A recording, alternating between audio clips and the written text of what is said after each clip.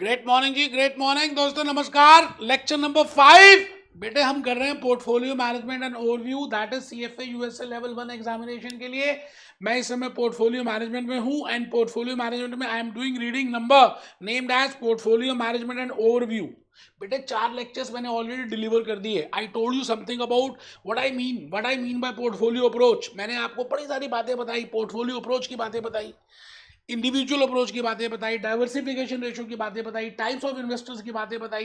देखिए, इन्वेस्टर्स को हमने दो तरह से डिस्कस किया, एक तो behaviour of the types of investors and what are the different types of investors.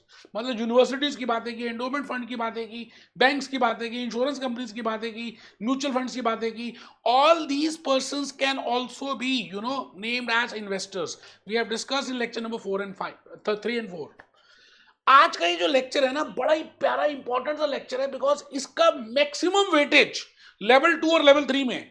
बेटे 30% तक वेटेज है लेवल 3 में पोर्टफोलियो मैनेजमेंट प्रोसेस, जो लर्निंग आउटकम मैं आज बताने जा रहा हूं आपको। अब आपने देखना है कि आप इसको कितना सीरियसली लेना चाह रहे हैं, बिकॉज ये जो पोर्टफोलियो मैनेजमेंट प्रोसेस की बातें मैं करूंगा, it is very important for level 2 examination, level 3 examination. Level 1 में थोड़ा सा है, लेकिन आज अगर क्लियर होगा तभी लेवल 2 और 3 की इंपॉर्टेंस आप समझ पाएंगे। तो आपका प्रोसेस को समझना, you are a chartered holder यार, you are CFA USA chartered holder हो आप एक पोर्टफोलियो मैनेजर हो। आपको बड़ी बड़ी कंपनीज के बड़े बड़े फंड्स को मैनेज करना है, इन्वेस्टर्स के फंड्स को मैनेज करना है, उसके हार्ड एंड मनी को मैनेज करना है। तो आप ही बताइए, you have to follow a process. तो जल्दी से कमर सीधी करके पहले तो ऊपर लिखिए great morning, great morning, great morning. CFA USA level 1 examination lecture number 5। बेटे मैं भूपेश आनंद लेक्चर नंबर 5 शुरू कर रहा हूं अपनी होश में, और मैं चाहता हूं कि आप बिल्कुल कमर सीधी करके बैठे जैसे ये बच्चा बैठा हुआ है। बेटे स्ट्रेट स्पाइनल कॉर्ड देखिए ना, मैं खड़े होकर पढ़ा रहा हूं, डांस कर करके पढ़ा रहा हूं। है कोई जिसने सीएफए यूएसए इस तरह से पढ़ा हो यार? आप बताओ ना, लॉजिकली देखो। क्लासरूम में कोई नहीं पढ़ाता यार, आप क्लासरूम, यहां तो मैं आपको फील आ रहा है कि आप मेरे सामने बैठे हैं। आपको ऐसा आ रहा है नहीं आ रहा है, कमेंट लिख के बताएं। आप जल्दी से लेक्चर नंबर 5 में बी हैप्पी बी जॉली करने के बाद मेरा आज की कहानी, मेरी कहानी है learning outcome number B. We have discuss A, we have discuss C, अभी हम आ रहे हैं, बट मैं आपको अपने हिसाब से लर्निंग आउटकम्स बताऊंगा, बिकॉज तभी तो आपको रिलेशनशिप समझ आएगी, तभी तो कहानी समझ आएगी। So today I will be discussing about portfolio management process. I have already discussed about the portfolio approach. I discussed about the learning outcome A. I discussed about types of investors. I discussed about learning outcome C. बेटे अब समय आ गया, लोहा अब गर्म है, अब चोट मारूंगा लर्निंग आउटकम नंबर बी के लिए, that is named as portfolio management process. आप ये बताइए लॉजिकली चलिए पहले लिखिए learning outcome number B, describe the steps in portfolio management process. मैं आ गया जी आपके सामने आ गया बेटा, पोर्टफोलियो मैनेजमेंट प्रोसेस की बात कर रहे हैं। We have already discuss that. देखिए पहला लर्निंग आउटकम तो मैंने इसका कंप्लीट कर ही दिया है, आपने देखा होगा। इसका first learning outcome I have already covered, मैंने पहला लर्निंग आउटकम कवर किया है, लेक्चर 1 या 2 में कवर कर दिया था। That is describe the portfolio approach to investing. There is a difference between individual approach and portfolio approach. जब हम एक नया एसेट इंट्रोड्यूस करते हैं उस पोर्टली में, तो उसका रिस्क कैसे चेंज हो जाता है, उसको बोलते हैं portfolio approach. We have seen diversification ratio, lower the ratio better it is. मैंने उसका लॉजिक बताया, कंसेप्ट बताया कि न्यूमरेटर में डिनोमिनेटर करते हैं तो क्या आता है, ऐसे ऐसे ऐसे ऐसे ऐसे ऐसे। उसके बाद आप जब स्क्वायर और करिकुलम पढ़ेंगे ना, आपको लॉजिकली सब कुछ समझ आ जाएगा। आइए, मैंने उसके बाद यहां पर लेक्चर नंबर 3 में और 4 में discuss the types of investors. We have already seen that mutual fund are the investors, private equity can be an investor, hedge fund can be an investor, insurance company can be an investor, endowment fund can be an investor, universities can be an investor, banks can be investors। लेकिन सबकी requirement अलग अलग है। जैसे एक घर में, joint family में बड़ा सारे मेंबर्स होते हैं। अच्छा, कोई छोटा सा बच्चा है, कोई बहुत सीनियर सिटीजन है, कोई बीच का है, तो पॉइंट ये आ रहा है किसी का पेट खराब है, किसी को बहुत अच्छा।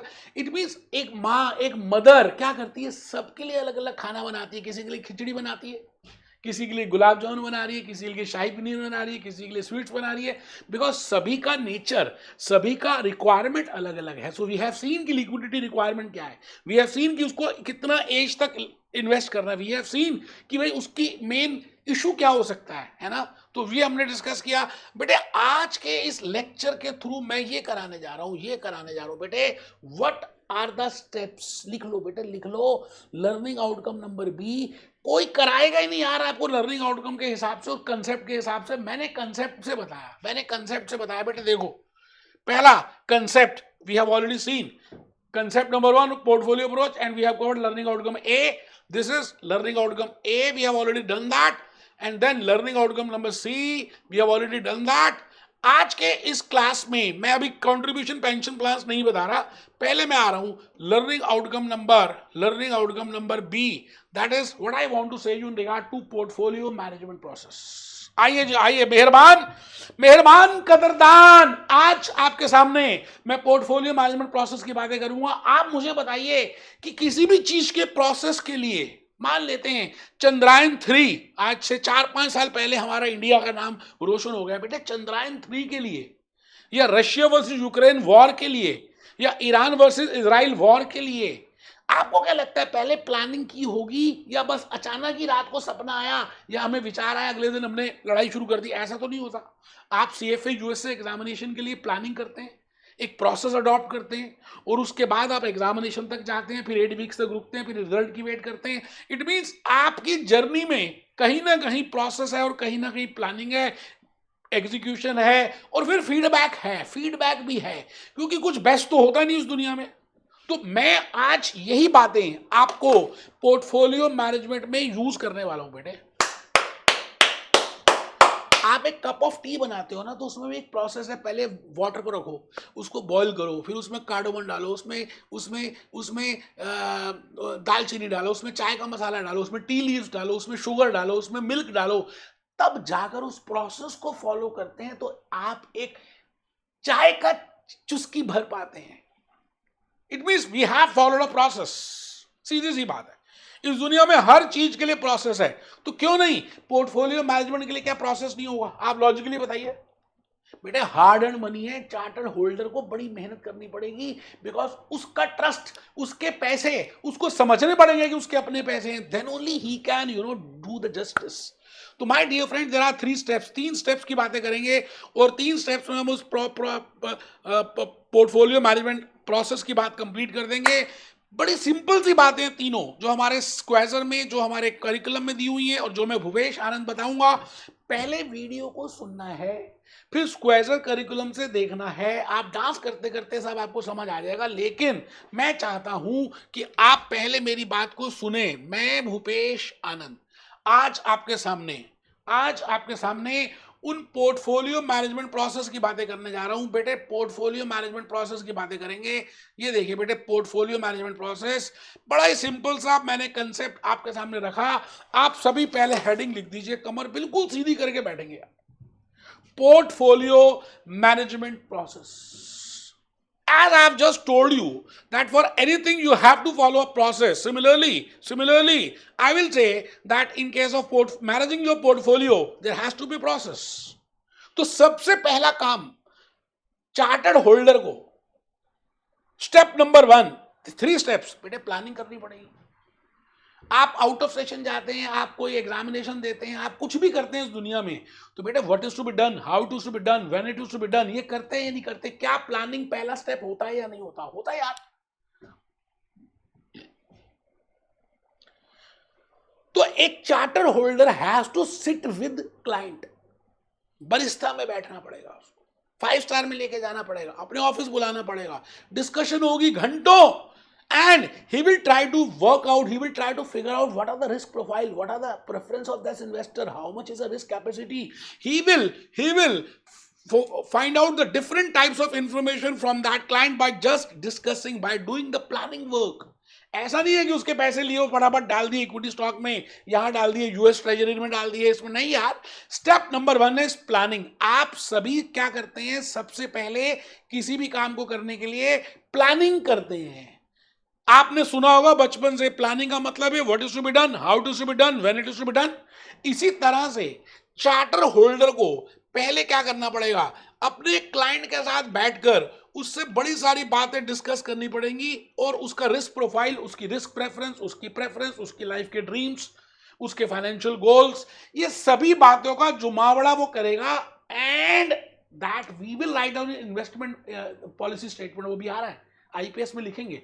लेकिन पहली बात बताओ प्लानिंग होगी या नहीं होगी? तो बेटे लिखो main activities to understand risk and return objective of investor, because in planning we have to firstly understand what are the risk features, what are the investment features, what are the risk return features, उसकी क्या expectation है, वो कितना risk ले सकता है। इन सभी बातों को जानने के लिए मैं स्टेप नंबर 1 प्लानिंग करूंगा, और प्लानिंग में बड़ी सारी 2-3-4 एक्टिविटीज हैं। एक्टिविटी नंबर 1 है main activities to understand risk and return, उसका रिस्क प्रोफाइल, उसकी रिस्क प्रेफरेंस, उसकी रिस्क कैपेसिटी, उसकी risk tolerance, preparation of IPS. जब मैंने बड़ी सारी बातें कर ली, एक लड़के ने लड़की के साथ बड़ी सारी बातें की, अभी उनकी मैरिज होने वाली है, तो फिर वो एक आईपीएस में आएंगे। Charter holder after understanding the client, his income status, his marital status, his preferences, his liking, his capacity, his risk profiling, वो क्या करेगा? कहेगा ला कागज कलम दवात ला, लिख दूं मैं तेरा नाम आईपीएस के अंदर, मतलब इन्वेस्टमेंट पॉलिसी स्टेटमेंट बनेगी। तो बेटे प्लानिंग में ही हम इन्वेस्टमेंट पॉलिसी स्टेटमेंट बनाएंगे, उसमें हम विजन लिखेंगे, ऑब्जेक्टिव लिखेंगे, गोल्स लिखेंगे कि हमें क्या पाना है यार, इस क्लाइंट को क्या पाना है और मैं क्या हेल्प करूंगा इसको ये अचीव करने में। तो बेटे प्लानिंग इज स्टेप नंबर 1, उसमें there are so many activities. Activity 1 is this, activity number 2 is this, step number 2। आप ये बताइए लॉजिकली कि आपने ये प्लान कर लिया कि मैं लेक्चर्स भूपेश आनंद के लूंगा, मैं पहले ये सब्जेक्ट करूंगा, फिर ऐसा करूंगा, फिर इस सब्जेक्ट को पढ़ूंगा, फिर एथिक्स करूंगा, फिर फाइनेंशियल स्टेटमेंट करूंगा, फिर ऐसे करूंगा, रोज एक स्टैंडर्ड पढ़ूंगा। इट मींस आपको प्लानिंग तो कर ली, आप जब सुबह मॉर्निंग में टाइम टेबल बनाएंगे, टाइम टेबल तो बना लिया, आप टाइम टेबल बनाते थे, बट अब उसको इंप्लीमेंट भी तो करना है, उसके फंड्स एलोकेट भी तो करने हैं, उसके फंड्स एग्जीक्यूट भी तो करने हैं। तो बेटे step number 2 is execution. We have seen the risk profile, we have prepared the IPS, we have seen the goals, we have seen the vision, we have seen the objective. Now the point is I want to go to Qutub Minar, मुझे कुतुब मीनार जाना है, मैंने सोच लिया। तो भाई साहब कुतुब मीनार जाने के लिए मुझे अपने घर से ऑफिस से निकलना तो पड़ेगा, एग्जीक्यूट करना पड़ेगा। तो step number 2 is very important step. He will be investing clients funds in equities or the stocks or the fixed income or the companies, because he want to fulfil the his desire. अब execution के लिए 2 analysis बड़े important है जो आपके paper में testable area है, जो मैंने लिख भी दिया आपकी स्क्रीन में। एक का नाम है टॉप डाउन एनालिसिस। चलिए मैं यहां पे लिख रहा हूं, स्टेप नंबर 2 में आ जाइए नीचे, आप लिखिए एग्जीक्यूशन, एग्जीक्यूशन में लिखिए इंप्लीमेंटेशन। आप इंप्लीमेंटेशन भी लिख सकते हैं, इंप्लीमेंटेशन भी लिख सकते हैं, आप एलोकेशन तो लिख ही दिया, वो भी लिख सकते हैं। इसका मतलब पहला स्टेप होगा प्लानिंग का, दूसरा स्टेप होगा इंप्लीमेंटेशन का। It means you are allocating the funds. Now my dear friends, you can allocate the funds, $10 lakh, $5 lakh, जो भी बजट है आपका। Now that funds can be allocated either on the basis of top down analysis or on the basis of bottom up analysis. Top down, मैं ऊपर से शुरू करूंगा नीचे आऊंगा, इसको बोलते हैं टॉप डाउन। अभी देखेंगे क्या मतलब है टॉप डाउन का। मैं बड़े प्यारे I will be giving you the examples with help of which you can understand that what I want to say in regard to top down. Bottom up, top down समझ लेते हैं। बेटे मैं assume कर रहा हूं as a charter holder, you know, as a portfolio cum portfolio manager, I have assumed, I have predicted, I have analysed that कि आने वाले 5-10 साल यूएस से इकोनॉमी बहुत बढ़िया चलने वाली है। मैंने ऐसा अज्यूम किया कि उसका ग्लोबल इकोनॉमिकल फीचर अच्छा है, क्योंकि अभी रशिया वर्सेस यूक्रेन का वॉर हो गया, इजराइल वर्सेस ईरान हो गया। अब इनको ये समझ आ रहा है कि यार हमारे आर्म्स एम्युनिशन और बिकेंगे, क्योंकि उन्होंने यूक्रेन को दे दिए, यहां दे दिए, वहां दे दिए, तो हमारी इंडस्ट्री अच्छी चलने वाली है। And for next 10 years they are safe, assumingly I as a portfolio manager मैं भी यही सोच रहा हूं कि भाई आने वाले 10 साल यूएसए के बड़े अच्छे से हैं। Global factors, economical factors are good, okay, and for that there can be so many reasons. मैं उन रीजंस में नहीं जा रहा। सेकेंड पॉइंट इज, मुझे ऐसा लगा कि यार ठीक है यूएसए इकोनॉमी अच्छी है, अब यूएसए इकोनॉमी में कौन सी इंडस्ट्री आपको लग रहा है कि फ्लरिश करने वाली है? क्या whether it is a pharma sector, or whether it is an IT sector or whether it is arms and ammunition, which sector will be better, which industry is going to flourish? मुझे ऐसा लगा कि यार war हुआ है तो लोग मरे भी होंगे, कटे भी होंगे, तो आने वाले लोगों को, आने वाले दिनों में लोग मेंटल डिप्रेशन में जा रहे हैं in America, so they want more medicine. तो मुझे ऐसा लगा कि pharmaceutical is the best. It means मैंने पहले यूएसए इकोनॉमी को चूज किया, फिर उसमें से फार्मास्यूटिकल सेक्टर या फार्मास्यूटिकल इंडस्ट्री को चूज किया, फिर उसके बाद मैंने देखा कि यार फार्मास्यूटिकल तो ठीक है, तो उसके बाद कौन सी कंपनी ऐसी है जो अमेरिका में बड़ी अच्छी दवाइयां बनाती है, जिसका मुझे लगता है कि स्कोप अच्छा है, फाइनेंशियल स्टेटमेंट अच्छी है, ईपीएस अच्छा है, मैनेजमेंट अच्छा है, जिसने कोविड वैक्सीन बनाई थी। तो मैंने कहा फाइजर, मान लेते हैं मैंने फाइजर को नोटिफाई कर दिया। I repeat, USA economy global, then pharmaceutical industry, then Pfizer, because I have seen the, मैंने क्या किया, इकोनॉमी को देखा, इंडस्ट्री को देखा, कंपनी को देखा, देन मैं आ गया नीचे। अब फाइजर ने इक्विटी स्टॉक्स भी इशू किए हुए हैं, फिक्स इनकम भी इशू किया हुआ है। The point is I want to find out that whether I want to invest my clients fund in equity stock और in fixed income. It depends upon the investment policy statement, it depends upon the objective, it depends upon the vision. तो कोई घबराना नहीं है। मैं ऊपर से नीचे चला, इकोनॉमी से नीचे आया, कंपनी के तक, स्टॉक तक, इसको बोलते हैं टॉप डाउन। मैं अगर नीचे से चलूं ऊपर, मैं कहता हूं जी मेरे को इक्विटी स्टॉक इन्वेस्ट करना है, इक्विटी स्टॉक में इन्वेस्ट करना है। सुनना देना ध्यान से बेटे, कमर सीधी करके बैठो। मैं फिर रिपीट करता हूं, इसके बाद स्क्वेजर करिकुलम पढ़ोगे तो ज्यादा समझ आएगा। मैंने इक्विटी स्टॉक चूज किया सबसे पहले। अब मैं देख रहा हूं कि I want to invest in equity stock because I want to fulfil my customers, my investors goal as per investment policy statement. Now which stock of which company, which company, I want to find out that मैं ये stock किस company का करूं। Let it be Infosys. मैंने कहा ठीक है जी मैं इन्फोसिस का लूंगा। अच्छा, इन्फोसिस के बाद मैंने कहा इन्फोसिस कौन सी इंडस्ट्री में बिलोंग करती है, आईटी में। तो मैंने आईटी को देखा, आईटी कहां पर है, आईटी इंडस्ट्री। अभी इकोनॉमी कौन सी है, इंडियन इकोनॉमी है। तो बेटे मैं नीचे से ऊपर गया, इसको बोलते हैं बॉटम अप, और यूएसए इकोनॉमी से मैं नीचे फाइजर तक आया, इसको बोलते हैं top down. Both analysis are good. Here we are not going to comment कि ये ज्यादा अच्छा है वो ज्यादा अच्छा है। मैं खाली आपको कुछ और कहना चाहता हूं। मैं आपसे ये कहना चाहता हूं कि आप ध्यान से स्टेप नंबर 2 को देखें। इसका मतलब है एग्जीक्यूशन, एग्जीक्यूशन का मतलब है इंप्लीमेंटेशन, इंप्लीमेंटेशन का मतलब है allocation of funds. Now I can invest, I can allocate the funds on the basis of top down और on the basis of bottom up. आइए आइए देखिए मैंने टॉप डाउन में क्या लिखा। टॉप डाउन में मैंने लिखा I will see macro economic factors, I will see industry factors, I will see company factors, and then I will go for stock और type of security, whether it can be it can be a equity or it can be a fixed income। बेटे आराम से चलना है, कोई जल्दी है नहीं। मैं भूपेश आनंद आज आपके सामने 3 स्टेप्स करा के छोड़ दूंगा आपको। 3 स्टेप्स किस बात के बेटे, 3 स्टेप्स हैं पोर्टफोलियो मैनेजमेंट प्रोसेस के। पहला स्टेप था प्लानिंग का, दूसरा स्टेप था इंप्लीमेंटेशन का, जिसमें टॉप डाउन और बॉटम अप बार बार पूछ लेते हैं। अब आप ये बताइए, आपने एक चीज बनाई, प्लान की, फिर उसको बनाया, उसके बाद आप उसको टेस्ट करेंगे ना। पहले शाही पनीर बनाना था, ठीक है, सोचा आपने, फिर शाही पनीर के लिए सारा सामान लेके आए, शाही पनीर बनाया। शाही पनीर को टेस्ट करेंगे कि भाई बना कैसा है, whether it is good or not, then it means you want to have feedback। Step number 3 will be feedback, कि भाई उसमें क्या कमी रह गई, मिर्च कितनी कम थी, चटनी कितनी कम थी, मसाला कितना कम था, पनीर कितना कम था, ये कितना कम था। It means you want to find out the feedback of that portfolio. That is step number 3। Logically भी आप बताइए कि मैंने उस इन्वेस्टर के पॉइंट से उसका सारा रिस्क प्रोफाइल देखा, आईपीएस बनाया, उसकी एग्जीक्यूशन कर दी, इन्वेस्ट कर दिया। Now I want to find out कि रिजल्ट क्या आया, लास्ट में उसका फीडबैक क्या है। अच्छा, उसके फीडबैक के बेसिस में मैं क्या करूंगा, कुछ चेंजेस कर सकता हूं उस पोर्टफोलियो में। ऐसा हो सकता है ना कि आपने सोचा था मैं ऐसे इतने घंटे पढ़ूंगा, रामलाल ने, और रामलाल सीएफए यूएसए लेवल 1 पिछली बार फेल हो गया। तो आप ये बताइए, इस बार जब रामलाल दोबारा से भूपेश आनंद के लेक्चर लेके पढ़ना स्टार्ट करेगा, तो जो उसने पहली प्लानिंग की थी उसमें कुछ चेंज करेगा या नहीं करेगा, जो उसने पहले इंप्लीमेंटेशन किया था उसमें चेंज करेगा नहीं करेगा, बिकॉज क्या पता उसको वो ठीक नहीं लगा। तो इट मीन्स वो दोबारा से ही विल बैलेंस दैट, उसकी रीबैलेंसिंग करेगा, कुछ कम करेगा, कुछ प्रैक्टिकल ज्यादा करेगा।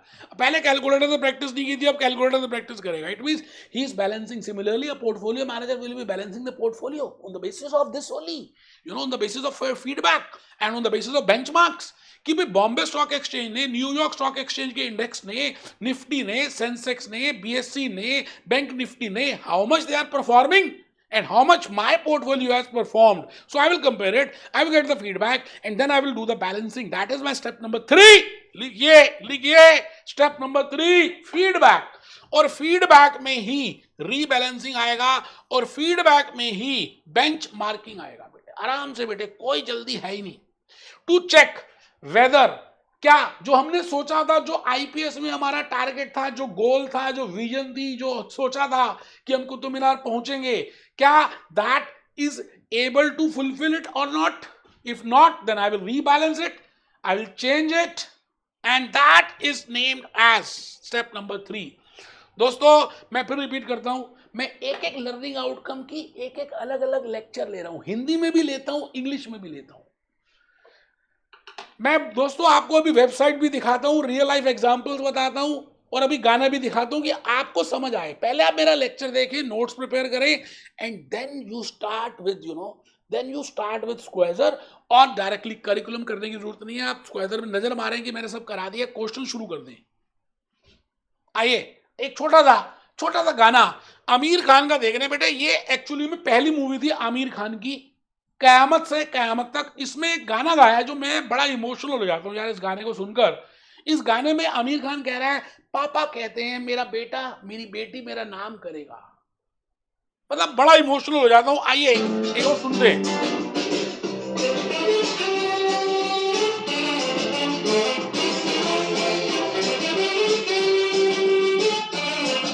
अब आपने ये गाने को ध्यान से सुनना है और सीएफए यूएसए फर्स्ट अटेम्प्ट में क्लियर करके दिखाना है बेटे. पापा कहते हैं मेरा बेटा.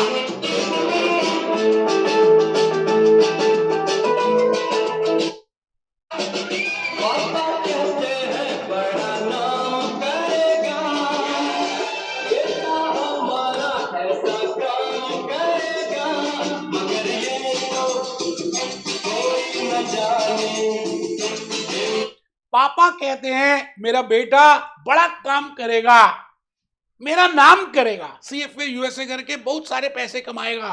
तो बेटे अब समय आ गया है, आपने सीएफए यूएसए पापा के कहने पे नहीं ले रहे, आप अपने लिए कर रहे हो. आपको पता चल गया आपका प्लस माइनस आने वाला टाइम बड़ा इंपॉर्टेंट है. 1.5 ईयर के अंदर अंदर ही कंप्लीट कर डालो. और बेटे लाइफ में सब काम करो, लाइफ छोटी सी है. कोविड सिनेरियो के बाद आप समझ चुके होंगे. तो मैं आज का ये लेक्चर नंबर 5 इन्हीं बातों से कंक्लूड करूंगा. मिलते हैं लेक्चर नंबर 6 में. इसके इंग्लिश वर्जन में आपको हिंदी और इंग्लिश दोनों देखने हैं बेटा. भले इंग्लिश को फास्ट ट्रैक में देख लो या, लेकिन बेटा इंपॉर्टेंट है, be happy, B jolly, B cheerful.